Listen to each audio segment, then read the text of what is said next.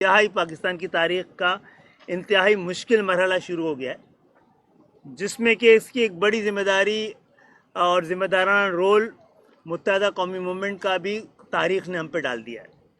ہم اس میں پوری بردباری، ذمہ داری اور قومی مفاد کو پیش نظر رکھ کر فیصلے کریں گے، اور بہت سارے فیصلے وقت پہ کرنے پڑیں گے، مذاکرات کے دوران کرنے پڑیں گے۔ آپ سب کے علم میں ہم نے ایک اپنی تمام سیاسی ضرورت اور مفادات کو ایک طرف رکھ کر یہ تجویز کیا ہے کہ ایک ایسا 3 نکاتی، 3 سطری، 3 پوائنٹس کا آئینی ترمیم جو ایم کیو ایم سمیت پورے پاکستان کے 23 کروڑ عوام کے لیے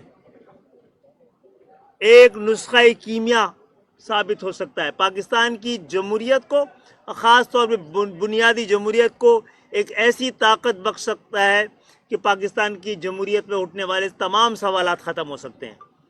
تو ہم نے تمام پہلوؤں کا جائزہ لیا ہے۔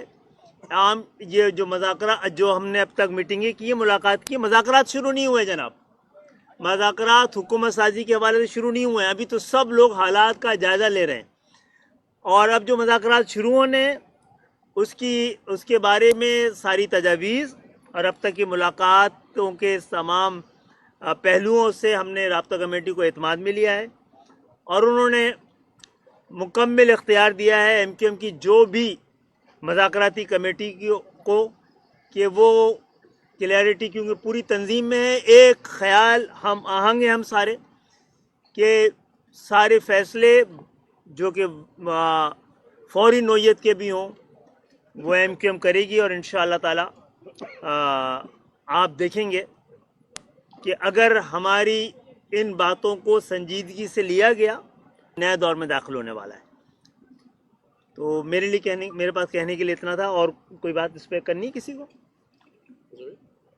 فاروق بھائی سمجھا دیجیے گا کہ ابھی آپ لوگوں کے اب تک جو مذاکرات ہوئے ہیں ان میں کن کن باتوں پہ ہوئی ہے؟ آپ یہ تو بتا چکے ہیں کہ 3 نکاتی ایجنڈا ہے جو آئینی ترامیم کے حوالے سے کئی بار یہ بات ہو چکی ہے، لیکن کیا مسلم لیگ نون کی حکومت آپ کو شامل کر کے ان نکات پر بات چیت کی یا ان پر کوئی پیش رفت کرنا چاہتی ہے؟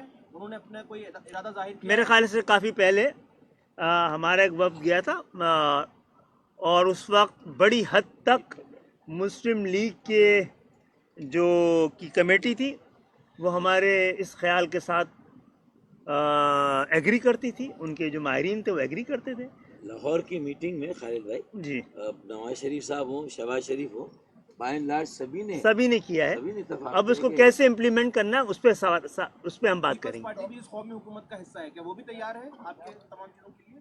دیکھیں، اگر پیپلز پارٹی اگر اس پہ تیار ہو جائے گی تو ہم بہت بڑی کلیئرٹی کے ساتھ کہہ چکے ہیں، اگر پیپلز پارٹی اس کے لیے تیار ہوتی ہے ہم اس کے ساتھ ہر تعاون کے لیے تیار ہیں، کیونکہ یہ ہمارا معاملہ نہیں ہے، یہ پاکستان کا معاملہ ہے، پاکستان کی بقا کا معاملہ ہے، پاکستان کے 23 کروڑ عوام کا معاملہ ہے۔ تو ہماری کوئی دشمنی نہیں پیپلز پارٹی سے، ہم تو یہ کہتے ہیں کہ بھئی ہمیں ایک جینوئن جمہوریت چاہیے۔ ارے تو دیکھیں، پی ایم ایل این چونکہ ہم سب میں بڑی جماعت ہے نا، اور وزارت عظمیٰ کے لیے بھی دیکھیں پی ایم ایل این ہم سب جماعتوں میں بڑی جماعت ہے نا، اور وزارت عظمیٰ کے لیے بھی انہی کا کلیم ہے، اور پیپلز پارٹی نے بھی ایک اسٹینڈ لیا ہوا ہے۔ تو یہ ہم نے بھی پی ایم ایل این پہ یہ اونس اور ذمہ داری ڈالی ہے کہ ہماری اس آئینی ترمیمی بل کو وہ جس پارٹی سے بات کر رہی ہے، ہماری پیپلز پارٹی سے کوئی بات چیت نہیں ہے، سیدھی بات ہے بھائی، ان سے ہمارا کوئی بات چیت نہیں، کوئی مذاکرات نہیں ہے۔ اگر پی ایم ایل این ان سے الگ بات کر رہی ہے، انہیں بھی شامل کرنا چاہتی ہے، وہ کرے، لیکن ہم نے جو بنیادی نقطہ رکھا ہے وہ اس آئینی ترمیمی بل کو وہ کیسے منظور کرائیں گے، اور اس پر کیسے آگے بڑھیں گے، اس پر قومی مفاہمت کیسے قائم ہوگی، تو وہ پیپلز پارٹی سے بھی بات کریں اور دیگر جماعتوں سے بات کریں، یہ بات ہے۔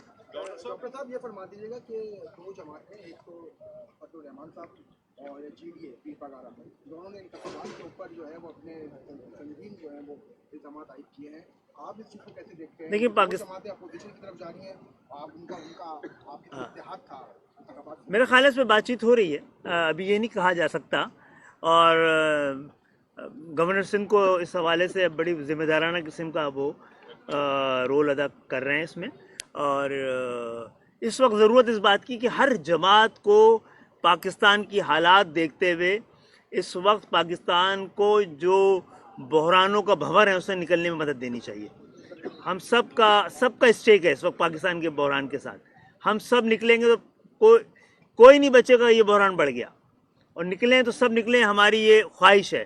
ہم تو آزاد جو لوگ جیتے ہیں بڑی تعداد میں ان تک بھی یہ میسج لے کے جائیں گے, ان کو بھی بتائیں گے کہ بھائی اس سے آپ کوئی ہمیں اختلاف کر کے دکھائے.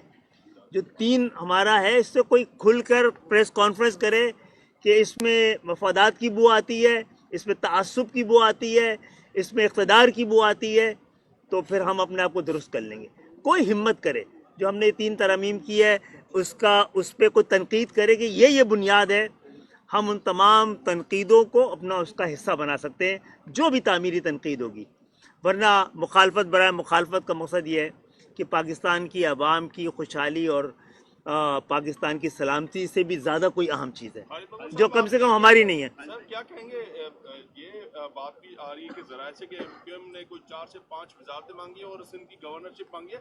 دوسرا, گورنر صاحب آپ پیر صاحب سے ملے ہیں, کیا جواب دیا انہوں نے؟ اچھا, پہلی بات تو یہ کہ گورنر تو ہمارا ہے, مانگیں گی کیوں؟ ٹھیک ہے نا. تو اور دوسری بات یہ ہے کہ وزارتوں کے حوالے سے گفتگو شروع ہوگی تو ہم یہ دیکھیں گے کون سی ایسی وزارتیں ہیں جس سے نہ صرف سندھ کے شہری علاقے بلکہ ہم پورے پاکستان کی خدمت کر سکیں. پیر صاحب پگارا والی جواب دے دیں پھر.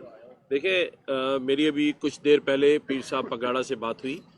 کچھ لوگ ان کا کندھا استعمال کر کے کچھ ایسے بیانات اور باتیں دے رہے تھے, کر رہے تھے. پیر صاحب نے آج ایک بات بڑی واضح کر دی ہے کہ میں اور میرا خاندان پاکستان کے استحکام کے ساتھ کھڑے ہیں.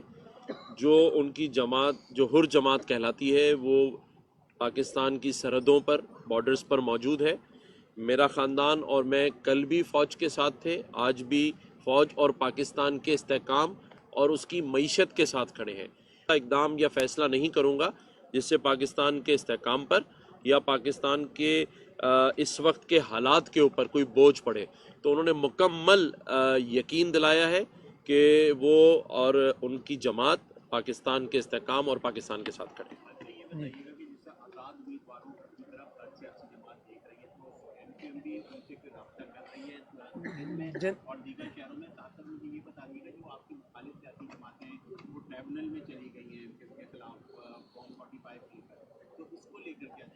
جی ان کا حق ہے, وہ ہمارا حق ہے, ہم اس کو ڈیفینڈ کریں گے. لیکن 2013 میں تمام لوگ لے گئے تھے. ایم کیو ایم کے ایک جیتے ہوئے لوگوں کے خلاف تمام پاکستان کی سیاسی جماعتیں ایک جماعت کے خلاف گئی تھی. یہاں دو ہی جگہوں پر دھاندلی ثابت ہوئی تھی اور اس میں ایم کیو ایم شامل نہیں تھی. اس کے بعد ایک سیٹ تو انہوں نے خالی کرائی تھی, یاد ہے. تو وفاق کے ساتھ ساتھ کیا ایم کیو ایم شہر کی بھلائی کے لیے پیپلز پارٹی کے ساتھ بیٹھنے کا آگے سوچ رہی ہے؟ جی, اگر بھلائی جس کو بھی چاہیے ہم تو ہر ایک ساتھ بیٹھنے کو تیار ہیں. اگر کسی کو بھلائی پاکستان کی اور سندھ کے شہری علاقوں کی اس لیے کہ براہ راست ان کا تعلق پاکستان کی خوشحالی کے ساتھ ہے.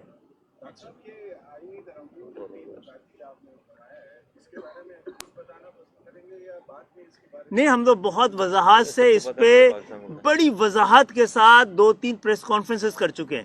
سمپل سی بات یہ ہے کہ پاکستان کی قومی اور صوبائی حکومتوں کو آئین نے تحفظ دیا ہوا ہے, تو آپ ضلعی حکومت کو بھی آئینی تحفظ دیں, آپ دیہی اور شہری حکومت کو بھی آئینی تحفظ دیں.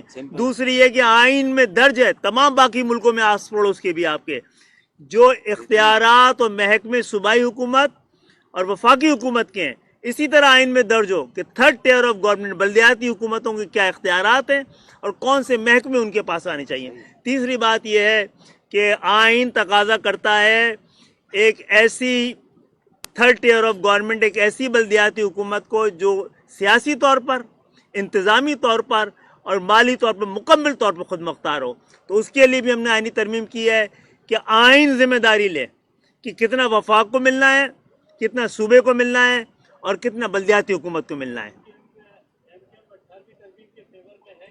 ہم سے پاکستان کی سلامتی کو بھی اور پاکستان کی دفاع کو بھی اور پاکستان پہ بڑھتے ہوئے کرتے سب کی ذمہ داری 18ویں ترمیم کی بدنیتی کی وجہ سے ہوئی ہے. وہ ترمیم اتنی بری نہیں تھی اور ایم کیو ایم نے اس میں اپنا حق ادا کر دیا تھا 140 اے ڈال کر. اس کی تمام خرابیوں کو ایک لفظ میں ٹھیک کر دیا تھا. دنیا میں کہیں حکمرانوں کو یہ عیاشی میسر نہیں ہے کہ آئین کی کس شق پہ یہ چوائس میسر نہیں ہے کہ آئین کی کس شق پہ عمل کرنا ہے کس پہ نہیں کرنا ہے, سب پر عمل کرنا ہے جناب عالی. شکریہ. یہ چھوٹ ان کو صرف دی گئی ہے. Thank اوکے you, بہت thank you, شکریہ. شکریہ.